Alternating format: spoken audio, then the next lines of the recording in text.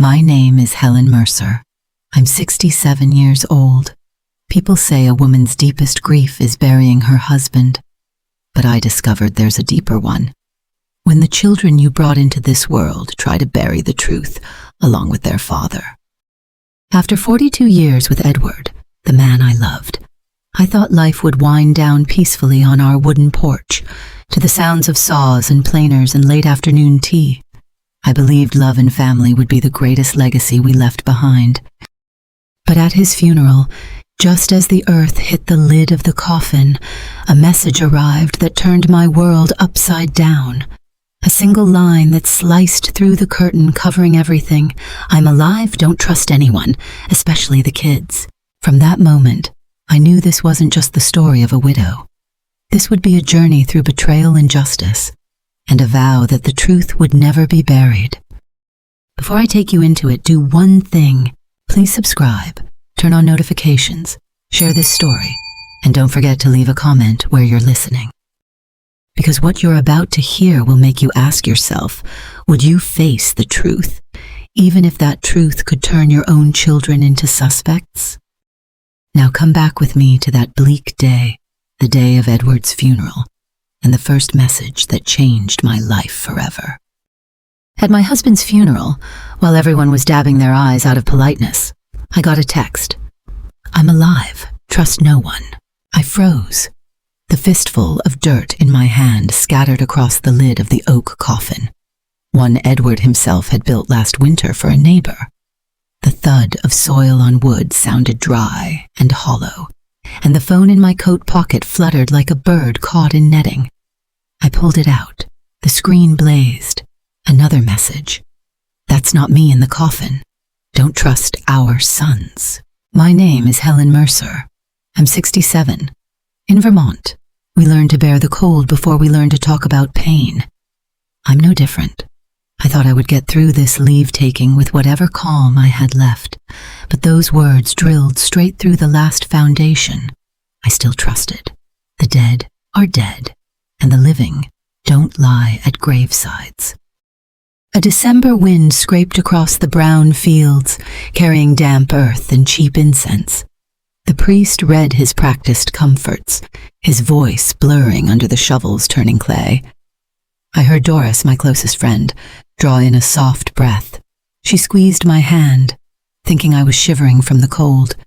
No, Doris.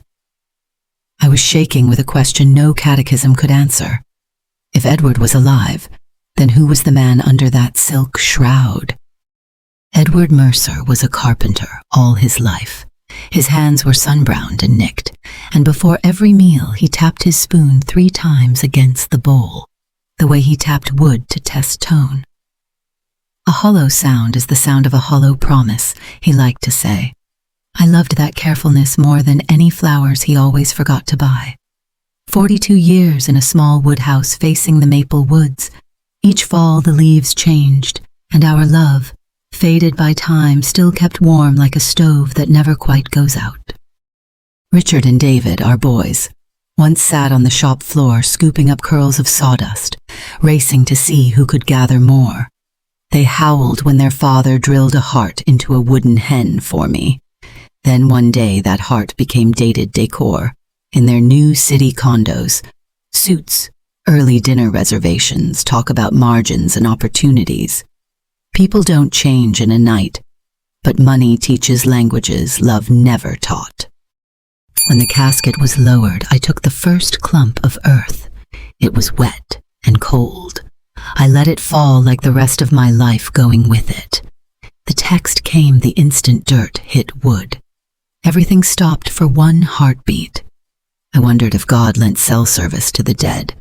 Too cute a thought. Vermont doesn't do many miracles. We have snow, wind, and truths hard as ice. I looked at my sons. Richard stood to my left, custom black overcoat, ash gray tie, face solemn like a no parking sign. David to my right, eyes red but dry, the eyes of someone who practiced crying in the mirror. They wrapped their arms around my shoulders while the priest said the last words, warm enough, polite enough, but missing something I couldn't name. At my age, you learn to read the gaps. The absence of love keeps a room as cold as a hospital at midnight. Doris leaned in. Want me to read the eulogy? I shook my head. If I opened my mouth, I might say things no one in that cemetery wanted to hear. I stepped back, pretended to reach for a handkerchief, and glanced at my phone. I typed with fingers shaking like a wick in a draft. Who is this? The reply came almost instantly. I can't say. They're watching. Don't trust the boys. I swallowed hard. Memory reeled backward like fence posts flicking past a car window. 3 weeks earlier, when Edward lay in the hospital, I felt something out of rhythm. He still squeezed my hand, lightly, like a whisper under the bed. The doctor said it was just muscle spasm, not awareness. Richard stepped forward, smooth as a boardroom memo. Mom, Dad told me if it ever came to this, don't let him become a burden. I don't remember Edward ever using the word burden about himself. The priest finished. One by one, people dropped their handfuls of earth, promises of everlasting remembrance. When it was Richard's turn, my eldest stood very straight. He let the dirt fall with delicate care that made me nauseous, careful not to soil his shoes or not to soil his conscience. I leaned over the grave, palm on the fresh-cut earth. I could feel the oak grain through the damp soil. Edward used to say oak holds sound a long time. I whispered his name, not to summon a miracle, just to keep my own voice from breaking. The phone buzzed in my pocket. Not me in the coffin. I looked up. The sky was a length of gray cloth. Below it I heard the murmurs of women who'd stood through many funerals. Poor Helen. Her life's clean as a sheet. So clean, I thought. People believe they can write anything they want on it. Doris tugged my sleeve. Let's go. I nodded. The crowd dispersed quicker than I expected. A few hugs, a chorus of, call me if you need anything. People always promise to call when they don't want to stay. At the cars, I saw Richard tucked behind the limo, whispering to David. Heads bowed together, lips flicking, eyes cutting over me like a flashlight. On, off, checking, not warming. On the drive home, Vermont's hills lay quiet like a song I'd memorized. In the rear view, Richard drove behind me, calm, measured, as if he'd surveyed this road with a straight edge. David stared down at his phone now and then. Ahead, a skim of black ice shined like glass. Anyone who's lived through enough winters knows the prettiest thing on the road is often the slickest. At home, I didn't turn on the lights. The kitchen still held a trace of cinnamon from last night's batch I'd baked for a neighbor. On the table sat the chipped mug with the faded E. I set my phone beside it and waited for another text like a person guarding the last ember. Vermont teaches you. Keep warm first, then talk about hope. The clock struck 6. A message arrived. Trust your eyes. Who got to the hospital before you? Who picked the cheapest coffin? Who rushed everything? Heat of shame crept up my spine. I don't fear the truth. I fear I let it stand in my living room, black coat, gray tie, calling me mother while I looked away. I opened a drawer and took out the old cloth-bound notebook Edward used for neighbors' repair lists. Door latches, hinges, a chair with a split leg. I wrote my questions as if hammering nails into wood. Why did the insurance spike? Who withdrew the money? And the simplest, why did the text land the exact second the dirt hit wood? Outside, the wind shifted. A maple branch ticked the eaves like someone tapping a spoon on a bowl before supper. I heard Edward's favorite tease. Listen for the hollow, Helen. It tells the truth. I closed my eyes and tried to listen. The front door clicked. Richard came in, David behind him. Funeral home cologne and the smell of snow. Their grief-masked smiles circled their mouths without touching their eyes. Mom, Richard said, setting his hand on the back of a chair the way you lay claim to a thing. I know today was hard. There are a few practical matters we should handle right away, so you won't have to. I looked at them. On my screen, those words still burned. Don't trust our sons. I flipped the notebook face down, hiding the lines still wet with ink. Practical? I said, my voice as flat as new ice. Let's start with the truth. Of course, David said, smiling thin as a blade. We only want what's best for you. I nodded slowly. For the first time all day, I saw the real faces of the men who share my name. Behind the etiquette and the on-schedule tears was a cool, confident darkness. And when Richard let slip half a smile while asking about the key to Edward's file cabinet, I understood I'd stepped over the line between a funeral and a fight. Snow began to fall, white erasing footprints fast. I gripped the phone, like holding some odd bequest from the dead, or from a living man pretending to be. I lifted my head, a smile so small I couldn't even hear it. Then I looked straight into Richard's eyes, then David's, and watched the polite smile crack like early season ice on the river behind the house. I wasn't just a quiet widow anymore. I was a witness. And if those texts were real, I was about to become a plaintiff. But before anyone renders a verdict, I need one answer. Who insisted on burying him in such a hurry? And why were they in such a hurry at all? People ask me sometimes, in a life this long, what kept me going? I think I found the answer the day I met Edward. I was 19 then, washing clothes for well-off families around our little town. My hands were puckered from soap, my dress smelled faintly of bleach, and my dreams were plain. A small house, a man who kept his word, and evenings that didn't end with cold leftovers eaten alone. Edward was on the carpentry shop porch that day, clothes freckled with sawdust, a hand plane cradled like a fiddle bow. He gave me a shy, small smile. Want me to fix your wash tub? I hear it clacking all the time. I didn't need it fixed, but I said yes anyway. Every woman I've learned has one small necessary lie she tells at the start. Mine was the excuse to come back. We fell into each other over the smell of pine resin and the whisper of shavings.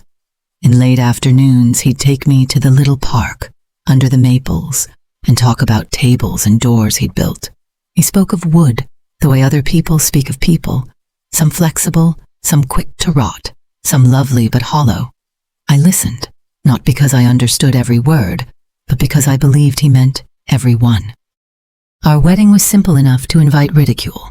A tin-roof chapel, a dozen guests, and a dress I sewed myself from discount white cotton. Rain hammered the roof like heaven was teasing us. Water dripped through and I had to step around puddles on the boards. Edward squeezed my hand and said, "We can set out buckets for the rain, so long as we don't let the love leak." I believed him, and for years, that belief was my shelter. We bought a small house on a hillside, old tin roof, peeling clapboard. When it rained, we set out pots everywhere. The drip became the soundtrack to suppers of vegetable soup and hard bread, with a little bacon if my extra shifts ran long. People say poverty wears you down. With Edward, our kind of poor felt rich. Rich in laughter, in loyalty, in hope. Then Richard was born. The first cry split my heart wide open. Edward held him, shirt dark with sweat, eyes lit with pride. 2 years later came David. I thought we had everything. A steady, working man, 2 sturdy boys, and a leaky house loud with children. In those early years, we were poor but warm. Edward taught the boys to make little stools. I darned their sleeves. All of us huddled by the wood stove. I remember Richard daring David to scoop up more curls of sawdust. The winner got an extra ghost story from their father. Their laughter rolled off the porch and beat back the wind. But time doesn't just wear down wood, it wears down people. At 16, Richard started asking why we didn't have a car like other families. David echoed him, a shadow that always followed. I tried to explain happiness isn't in things, and they looked at me with a mix of embarrassment and contempt. When Richard got into a city college, we sent him off with a battered suitcase and a heart full of pride. The first time he came home, in a new suit and mirror-shined shoes, the distance between us couldn't be measured in miles. He sat in our living room and glanced up at the leaking roof with open disgust. "Mom, Dad, this place looks terrible." The words drove nails into me. David watched his brother and smirked along. When Richard married Elaine, a rich city girl, I knew the path back to our old porch had closed. She stepped from the car in a red dress, high heels sinking into the dirt. Her handshake was ice. At supper, she never touched the beef stew I'd had simmering since dawn. Richard explained for her, all apologies, like his mother's food was an embarrassment to be managed. David, though still single, learned the distance too. Each visit got shorter. His eyes stayed on his phone. He talked more about deals than about us. Family dinners grew sparse. Phone calls, brief. They left the past behind the way people leave a broken chair at the curb. I kept telling myself the boys were just busy, that they'd circle back. One night on the porch, Edward said, "Money didn't steal our sons. It revealed who they truly were." I looked at his weathered face and saw the truth I'd been dodging shine in his eyes. Maybe we'd lost them long before the roof stopped leaking, long before I lost my faith. I tucked that sentence into my chest. Edward's words were like a clean saw cut, straight, final, exposing the true grain beneath. From that moment on, my work wasn't to keep my sons, it was to keep the truth they were trying to bury. Outside, wind combed the maples and brought in the wet, moldy breath of rotting wood. I sat still, remembering every drip we'd caught in pans, every crack in the wall, every time we slid another bucket into place to keep our fire from going out. But what kind of bucket could ever catch the spill from a child's betrayal? I looked at the oak table Edward had built for our kitchen. The top was worn smooth, but the joinery held, tight, true. It struck me. Love can be solid. People sometimes choose hollow from the moment they learn to stand. Just then my phone buzzed again. A new message, short and cold enough to raise the hairs on my neck. He knew ahead of time. "Look in the shop. People say accidents strike without warning, but Edward's accident arrived with such tidy choreography. I couldn't believe it was an accident at all." That morning I was kneading bread dough when the phone rang. A strange man's voice. "Mrs. Mercer, this is St. Mary's. Your husband's been in a serious accident at the wood shop. You need to come right away." I went cold, flour on my hands, heart pounding like someone was hammering nails into my chest. We'd spent years half expecting Edward to slip on the stairs or nick himself on a blade, but deep down I knew no one was more careful than he was. Edward didn't leave a screw loose, much less a machine primed to explode. My neighbor Doris rushed me to the hospital. The wind slapped tears from my eyes, but it didn't blur the strange sight waiting there. Richard and David already in the corridor, black coats neat, postures composed like they'd been there for some time. I hadn't called them. The hospital said I was their first call. So how were my sons there before me? "Mom," Richard said, hugging me. His arms were firm but cold, like gripping a metal rail in winter. "The doctors say Dad's in critical condition. You should prepare yourself." David sat on the bench, eyes reddened but dry, nodding along to his brother like a practiced shadow. A nurse led me into ICU. Edward lay motionless, wrapped in white gauze, face swollen with burns. Machines kept time with a slow funereal rhythm. I took his hand, the hand that had pushed a plane, the hand that had smoothed my hair on stormy nights. It was weak, but it squeezed back, barely, but unmistakably. "Edward," I whispered, "I'm here." I turned to the attending, pleading. He felt that. "He's still here." The doctor shook his head. "Likely a reflex. He's in a deep coma. Chance of recovery is near zero." In that moment, Richard stepped in, a hand on my shoulder, his voice soft and glacial. "Mom, you don't want him to become a burden, do you?" I went numb. The word burden hit like a saw biting live grain. I looked at my son and didn't recognize him. There was no grief in his eyes, only cold arithmetic. The next day they brought me forms. Just sign and they'll withdraw support. He'll be at peace, Richard said, like closing a deal. David nodded along. You have to think of yourself too, Mom. The hospital charges by the day. The numbers they murmured felt like nails driven into Edward's coffin before he'd even shut his eyes. I refused. I held his hand, hoping he'd squeeze again. 3 mornings later, before dawn, the alarm screamed. They said his heart stopped. Resuscitation failed. I wailed and threw myself over a body still warm. While I was drowning in it, my sons were in the hall calling the funeral home. Richard chose the cheapest coffin. David handled the insurance. Everything slid into place, smooth as ice, like they'd rehearsed. They say loss brings chaos. My loss brought an order so precise it was terrifying. I looked at Edward one last time, lips trembling, and heard the whisper he'd given me years ago under our weathered porch. Money didn't steal our sons. It revealed who they truly were. He'd seen it coming. I hadn't. And now, as the lid closed, I knew that squeeze hadn't been a reflex. It was a final warning. Outside, snow drifted down, erasing tracks.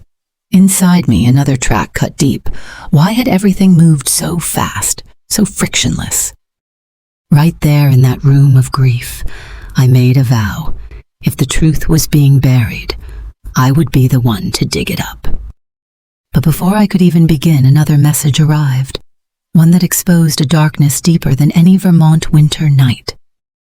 Edward's funeral ended so fast I felt like a spectator at a bad play my eldest son had directed. Richard handled everything: the coffin, the minister, the wreaths, the plot at the cemetery.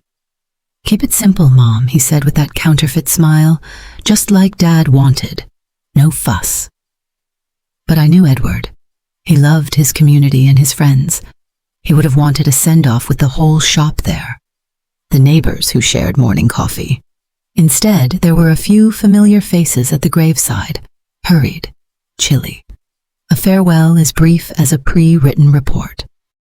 When everyone left, the house felt hollow. The kitchen was cold. The porch wind slapped my face. Everywhere I looked, I saw Edward. His coffee mug still ringed brown.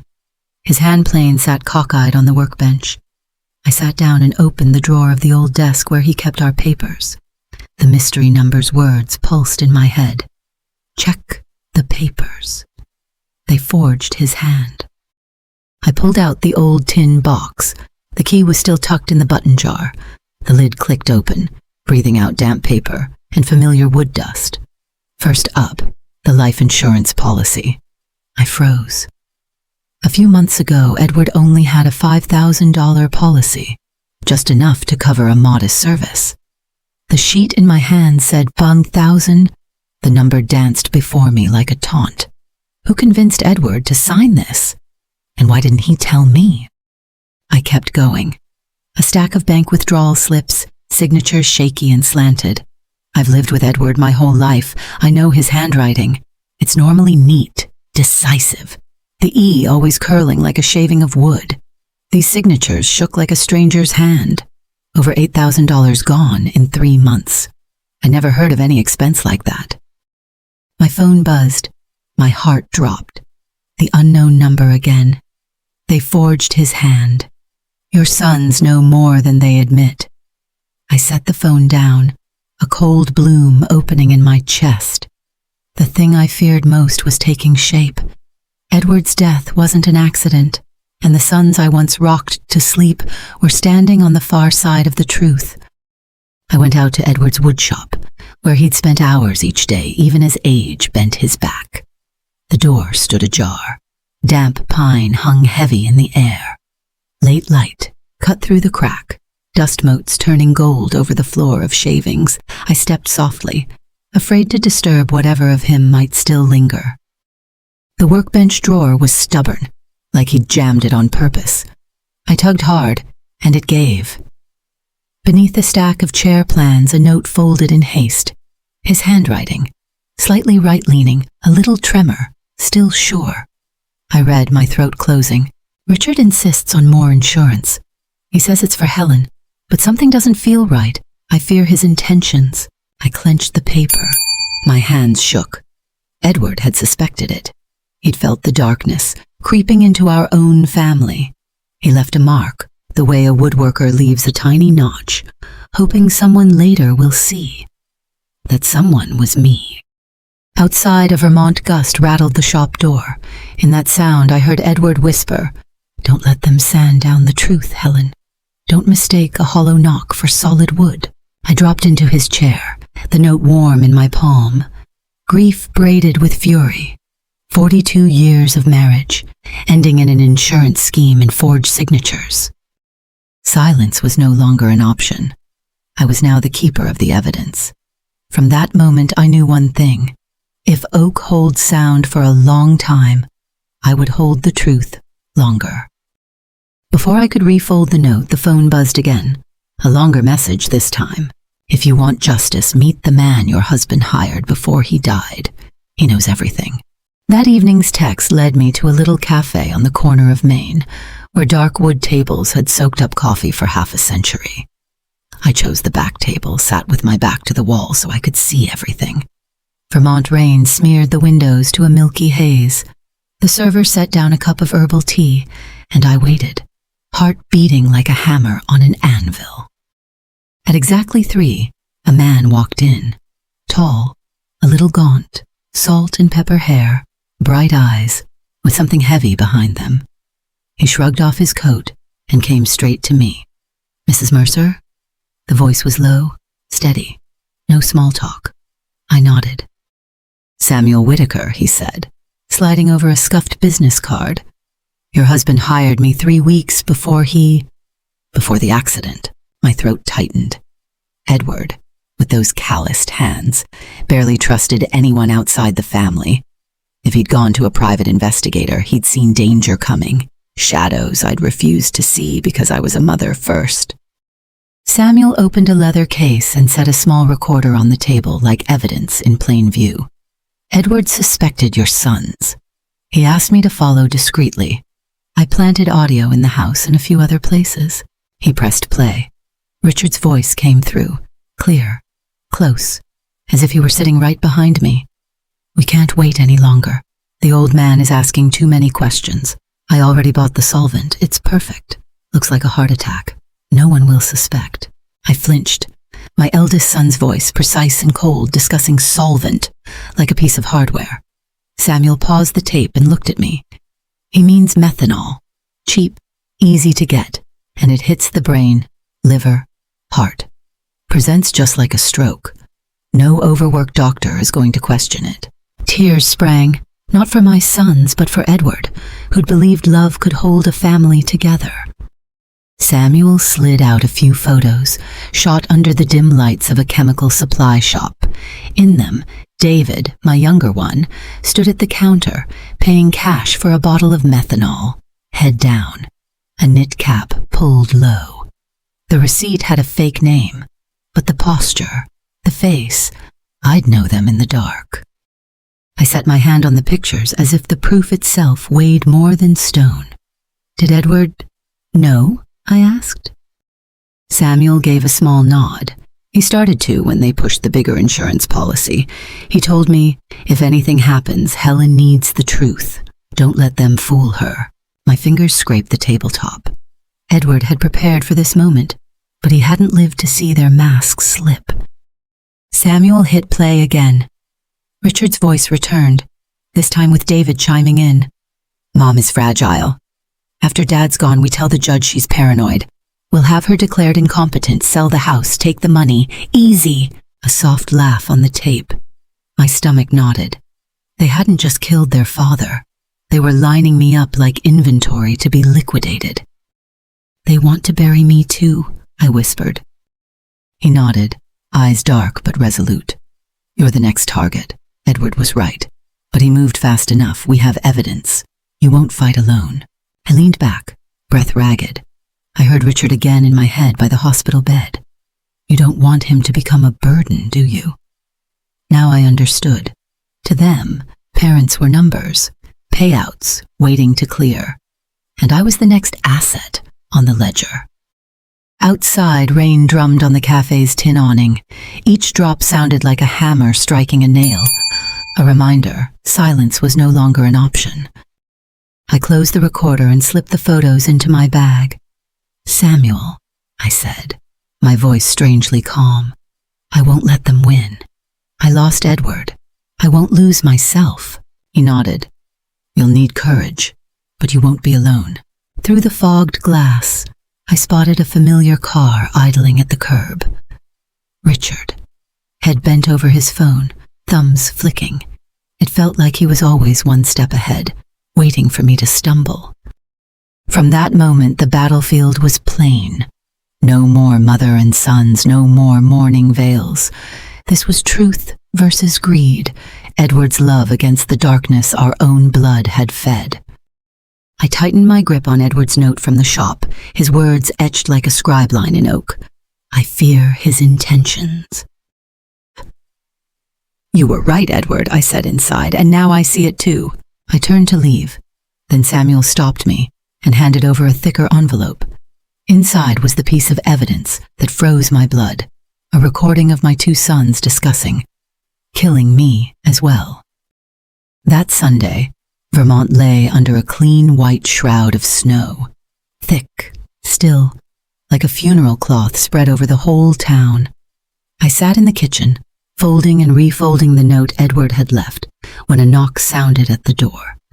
3 raps, precise, like someone come to collect a debt, not pay a visit. I opened it. Richard stood on the step in a dark wool coat, his face arranged into a worry so practiced it looked carved there. David trailed behind, carrying a paper bag from the fancy downtown bakery. Elaine, Richard's wife, smiled as sweetly as frosting on a cupcake, but her eyes were ice. "Mom," Richard said, voice too gentle by half, "we brought you some pastries and coffee. You haven't eaten since the funeral." In my head, Samuel's warning flashed, "Don't eat or drink what they bring." I gave a small smile and stepped aside. "How thoughtful," I said, keeping my tone flat. Elaine set the pastry box on the table. Butter and sugar perfumed the room, calling up old Christmases when I used to bake for the whole family. The memory only stung now. Hands that once scooped up sawdust were here to tuck poison into a box of sweets. Richard poured coffee, the smell blooming strong. "You should have a little," he coaxed. "You've lost so much weight. Your health is what matters." I watched the steam rise and thought of Edward, of that bottle of methanol in Samuel's photos. I shook my head. "I already ate, but you go ahead." David's brow pinched, then smoothed into a smile. "Mom, you have to eat. We're worried about you. Lately, you've been a little off, saying things that make people nervous." "Nervous?" I tilted my head. "What do you mean?" Richard planted a hand on the table and leaned in. "You've been asking questions at the bank, stopping by the police station, saying unreasonable things about Dad's accident. Doris told us you were up all night talking to yourself. It doesn't look good to outsiders." I glanced at Elaine. She said nothing, just sipped her coffee, a red lipstick ring blooming on the rim like a fake bloodstain. "Sons," I said slowly. "When a husband dies under strange circumstances, a wife is allowed to ask questions. Or do you think questions are a symptom?" David gave a small, hollow laugh. "Mom, we just want what's best. This house is too old, too cold. If you sell and move somewhere with medical services, you'll be better cared for." I looked out the window. Snowflakes dropped onto the eaves, erasing sparrow tracks. "This is my home," I said softly. "I built every memory here. You don't get to push me out." Richard tapped the pastry box, light as a pat on the shoulder of someone headed to the gallows. "If you insist, we'll have to ask the court to intervene." I lifted my eyes.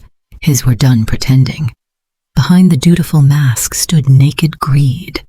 Elaine straightened, adjusted her scarf, ready for the next scene. "Court intervention," I repeated. David nodded, not bothering to look away. "We already have physicians who will confirm it. You're showing signs of instability. The court will listen." The air thickened. I could hear the wall clock ticking, each talk a mallet striking a coffin lid. I drew a breath and kept my voice even. And you'll manage my assets, won't you? Sell the house, cash the insurance, like you did with your father. Richard's smile froze. Elaine blinked too quickly to hide her flinch. For the first time that afternoon, David's gaze slid off mine. I sat up straight and set both hands on the oak table Edward had built. The wood creaked, as if reminding me, hold fast. You think I'm that weak? That I'll sign whatever you shove under my nose just because you scare me? You're mistaken. Richard sighed and rose, his shadow spilling across the room. We already have a doctor's report about your paranoia, Mother. Silence fell hard. Cold seeped up through the floorboards. In that instant I understood as clearly as I ever would. They'd killed Edward with chemicals. Now they meant to kill me with paperwork. I looked Richard dead in the eye and let a thin smile cut across my face. In my head, Edward's line knocked like knuckles on wood. Empty sound is the sound of empty promises, and I knew that if I didn't act now, that hollow sound would become the verdict that buried me alive.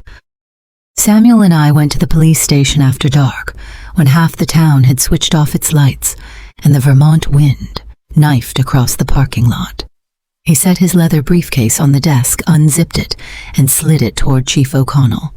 The chief looked at us, surprised, wary, like a man tapping what he thought was solid timber and hearing it ring hollow.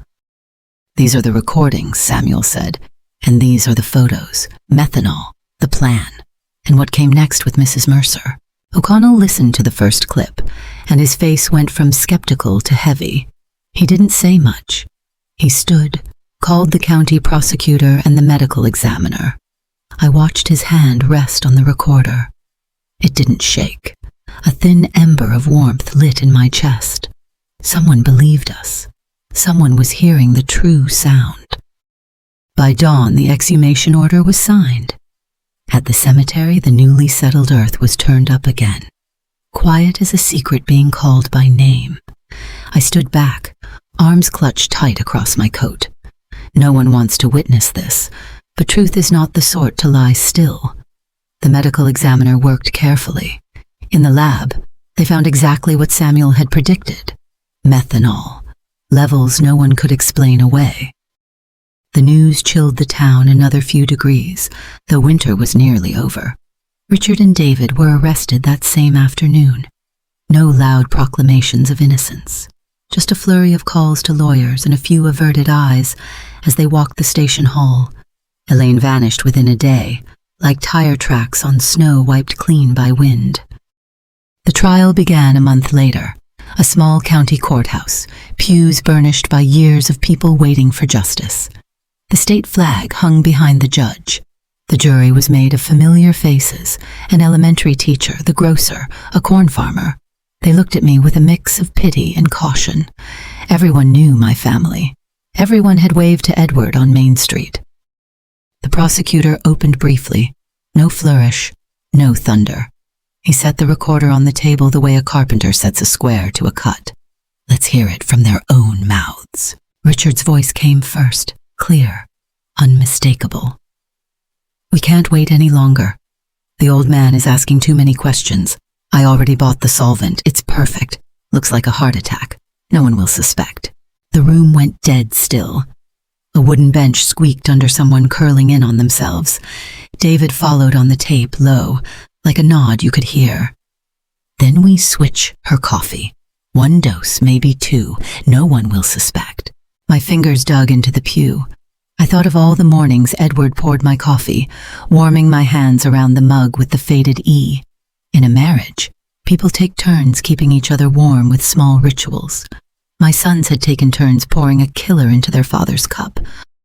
Defense counsel rose to object. Context, editing. The thin line between ugly thoughts and criminal acts.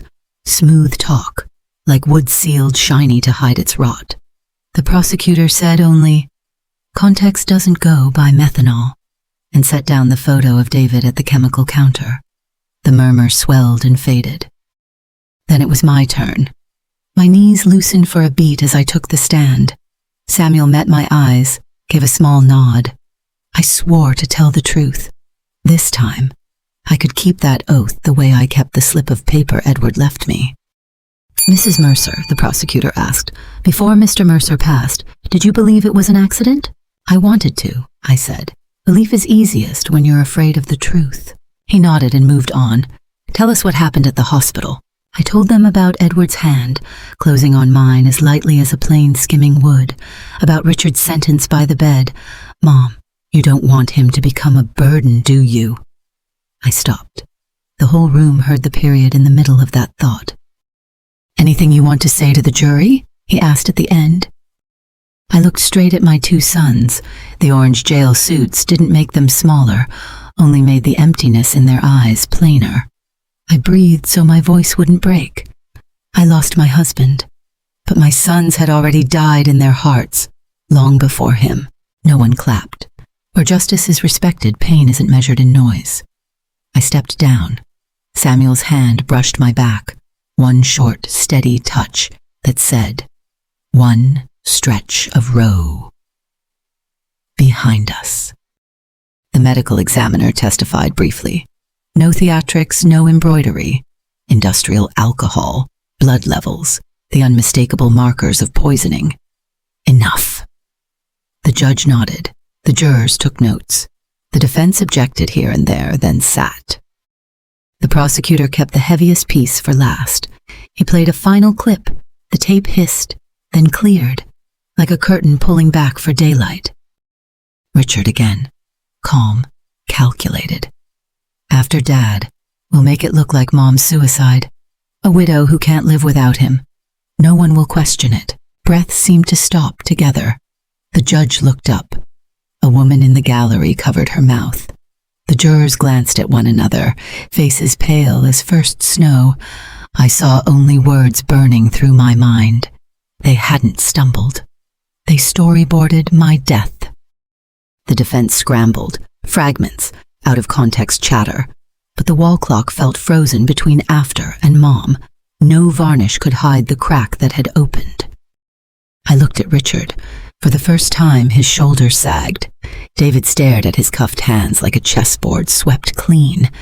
I felt no triumph, only an old sorrow returning. The knowledge that some children don't leave home with a suitcase. They leave by burning the bridge behind them. The prosecutor shut off the recorder and turned to the jury. You've heard their voices. Now listen once more to your own conscience. Silence settled, thick and weighty, like the sound of falling snow you somehow still hear. I laid my palm on the oak in front of me and remembered Edward's line, "The hollow ring is the sound of hollow promises." There was no hollow here, only the heavy thud of truth. The judge sent the jury to deliberate. People stood. The benches creaked in unison. I stayed seated, hearing in my chest one last nail being driven, not to seal Edward's coffin, but to shut the final door they meant to shove me through. Just then, the prosecutor said there was one more short excerpt. He lifted the recorder, eyes on the jury. One last detail, to complete the picture. The tape clicked. Richard again, colder this time. After Dad, we'll make it look like Mom's suicide. Then David, small but hard. Make sure the note is in her handwriting. A juror's pencil dropped. The clock started ticking again. I closed my eyes for a beat, opened them and stared straight ahead. When the deliberation room door shut, the question was no longer whether they were guilty, but how heavy justice would have to be to pull the last mask down. The verdict was read on a cold, clear afternoon. Pale light from the courthouse windows washed over the orange jumpsuits. I stood behind the front row and listened as the weighted words hit the wooden floor like the final nails. Life in prison. No chance of early parole. The jurors didn't look at me. They stared down at the table, like people who've just set the knife down after sawing through a knotty board. I didn't clap. No one did. Justice doesn't need noise. It only needs to stand upright. Richard lowered his head. David stared at his cuffed wrists as if they were some piece of hardware he didn't know how to take apart. Elaine vanished from town the very next day, her name lingering on a mailbox at a rental until the wind blew it off like scrap paper on a crowded street. People asked if I felt victorious. I told them I didn't win. I only refused to let the truth be buried alive. After the trial came the procedures, cold as ice. Seals, forms, confirmations. Samuel walked me to the steps. The air carried the thaw scent of old snow and disinfectant. He told me to go home and rest. I told him I had one more thing to do. That evening I sat at the table and wrote the name on the first application, the Edward Mercer Foundation. I printed it slow and true, the way Edward marked a drill point, so it wouldn't wander. A fund for people betrayed by their own families, for those threatened with chemicals or with paperwork, for anyone called paranoid simply because they asked the right question at the right time. We started small. Free drop-in hours at the town library on Thursday afternoons, a dedicated phone line on a cheap wall phone in my living room, a short list of attorneys and investigators willing to help. Every dollar tied to the insurance policy went into the fund. I kept none of it. That money had already been touched by greedy hands, and I wouldn't let it pass through my kitchen again. Day 1, no calls. Day 3, a diner waitress showed up, eyes hollowed out, saying her grandson was pushing her to sign over power of attorney. Day 7, a silver-haired man brought a stack of loan papers. His sister was angling to place him in a facility so she could fast-track a house sale. I listened, took notes, called Samuel, called O'Connell. We didn't work miracles. We just pulled the curtain so the light hit the right spot. Spring slipped into town, the way a carpenter opens the shop early. One morning I locked Edward's old workshop and sat a long time on the stoop. That door used to open on plain shaving wood, saws singing, the pine smell sweet enough to make you dizzy. Now every time I opened it, an echo ran my spine, reminding me a man had been pulled from this world by something colorless. I chose to close the shop, not to hide, but to make it into something else. I took down the shelving, saved the good boards, and built raised beds. I called Doris and a few neighbors. We measured, dug, tamped, and laughed. I planted roses in the sunniest corner, white daisies along the path, and a few clumps of lavender by the fence. Boards Edward once used as worktops became the sides of beds for seedlings. We mixed sawdust into the soil. I set a small hand-painted sign, the letters a little shaky but clear, Eddie's Garden. Strangely enough, when the flowers began to open, I finally learned the scent of peace. It isn't sugary, and it isn't perfume. It's clean, thin, passing the nose like a thank you that doesn't need words. People stopped by and asked if they could sit a while. Someone tucked a note under a rose pot. My family got out, thank you. Samuel sat with me on shaded afternoons, warming his hands around a paper cup of coffee. Everyone says justice is heavy, he told me. But look, apparently it has a color. The prison mail came in early summer, a yellow envelope with small print in the corner, the sender's name, David. The mailman handed it over, eyes sliding away, as if the letter might smoke when opened. I thanked him, set it on the table, and looked at it for a long time. I knew what was inside. Apologies, a sanitized draft of remorse, sentences reaching backward for time, words designed to pardon themselves. I could open it. I had the right. But the night they were led away in cuffs, I promised myself this wound would heal a different way. I put the envelope into a small wooden box where Edward used to keep drill bits. I sealed the lid with brown tape and labeled it with a plain, almost ruthless line. Peace is the only inheritance I will keep. My foundation, my garden, the work we were doing. None of it could afford the kind of weather that letter would bring. Some evenings I walk the garden, breathe the roses, touch the leaves. I pick up Edward's small finish plane and set it beside a deep red pot.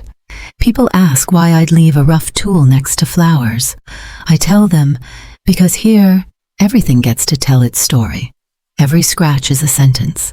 Every edge is a memory. Every rose is proof that you can sow in ash. Doris comes most Saturdays with warm pastries. She sets the plate down and asks who needs help this week. We divide up phone shifts. Some callers cry with the very first word. Some sit in silence until they can breathe again. I'm learning how to keep silence as steady as oak, how not to fill it with advice before they find their air. I see it clearer than ever. Family can be a roof. It can also be a leaky one, and you have to set the buckets in time. O'Connell stops by, lays a donation envelope on the table, says no name necessary. I write his down anyway, careful as if tightening a new joint. The small bills add up to a patch of shingles for someone in a storm. I practice thank you notes that aren't flowery, 1 line per person, just enough for them to know they belong to what stands upright. Late at night, I sit on the porch and watch the garden go dark, fireflies pulsing low over the grass. Samuel talks through a new case in the next town. I listen, nod, rest my hand on the arm of the chair Edward built me for our 30th anniversary. The wind carries rose and damp earth. I bow my head and say, just loud enough for me and maybe for someone else who might be listening. Edward, I kept my promise. Truth outlived betrayal. Porch lights blink out up and down the street. Stars appear. No jostling, just each one faithful in its place. I gather the cups, switch off the kitchen light, and reach for the door. Then my phone lights on the table like a small coal, a text from a number I thought would stay silent forever. I stood still and heard my heart mark 3 even taps, same as always. The screen showed 1 short line, enough to change the shape of the room. But last week, I received another message from a number I thought had gone silent forever. If this story touched your heart, make sure to like, share, and subscribe. Every click helps us bring more powerful stories of empathy, justice, and silent strength to life. Your support is what fuels this journey. Let's keep standing together and rising higher, one story at a time. Stay safe and inspired.